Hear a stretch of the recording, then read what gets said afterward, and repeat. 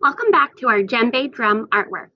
Today, I have a few reminders for you before we begin our stringing of our drum to make it look like a real djembe drum.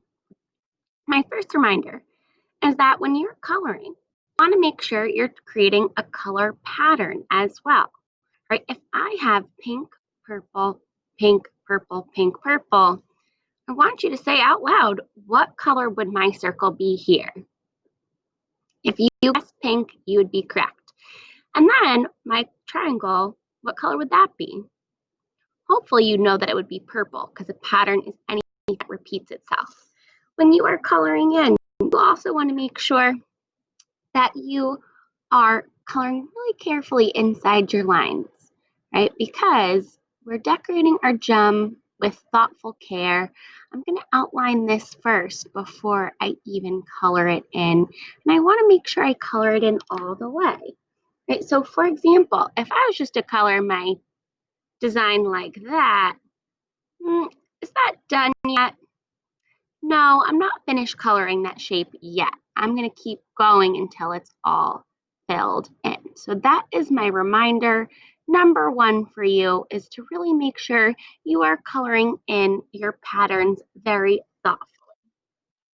The next thing that we're going to be reminded of is our scissors. If you need to go get scissors and walk around the classroom to get them, if you're walking around, right, should you be pointing them at people? No, right? When you're walking with scissors, you always hold them so that there's no pointy part sticking out. When you get back to your seat, your thumb goes up, goes in the small hole.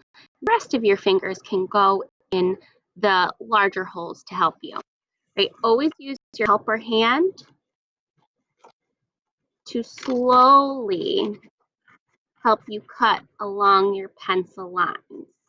Notice that I'm really taking my time to make smooth edges, right? So edges that are not sharp because I'm taking my time.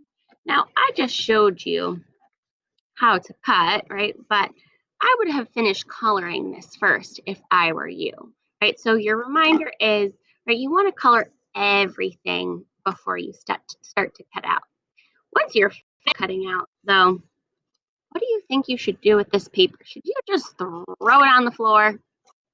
I hope not, right? I want you to walk, check your floors, and make sure all your scrap paper is thrown out. Everyone right now can point to where your garbage can or your recycling bin is in your classroom. That's where it should go. As you can see, I finished coloring my patterns and I cut out my artwork. While you are coloring and cutting, I'm going to come around and I'm going to make some holes in your Djembe drum for our stringing. I don't want to make too many, but what I'm going to do, I'm going to take my wooden dowel and I'm going to push it through so that we have holes to thread our string through. And I'm going to make 3 on the bottom and 3 on the top. So if you have 3 holes on the bottom and 3 holes on the top, I want you to think in your head, how many holes would that be in total? If you said 6, you would be correct because 3 plus 3 is 6. So while you are coloring and cutting, I'm going to come around and make the holes for you. That's going to be for our string. I also am going to come around and first tape our string, threading it through the back. Now, it's very important that you can see the top of my string. I can even twist it so that it stays together. And I am going to push it through the hole that I made and tape it on the back side so that it stays in place. So I will do all of those steps for you the first time. The rest is going to be up to you. Right, so your string might be kind of long, so you have to investigate, right, and try to find the top of the string. Where are you, string? Let's see. Oh, I found the top of my string. So I investigated. I made sure that it was all not tangled, and I found the top. Now, first, I'm going to start with my string going down because I'm going to put all of your string starting in the top. So if I have up, then I'm going to go down. So I'm going to find my first hole right where my bottom is, and I'm going to go down and push the string through. Now you have to see, look, if this is coming apart, you twist it together and then you push it through, and you can pull it from the back side of your djembe drum. So I got it through the hole, and I'm going to gently pull my string. See, I have a lot of it. I'm going to keep going. That was what I'm trying on. I'm going to keep pulling, making sure that I don't break my paper. I'm going to keep pulling. And finally, I have one of my djembe strings all done. Next, I am going to turn over my artwork. And this is where we need to concentrate. I just came from the bottom. I'm going to now go back up to the top.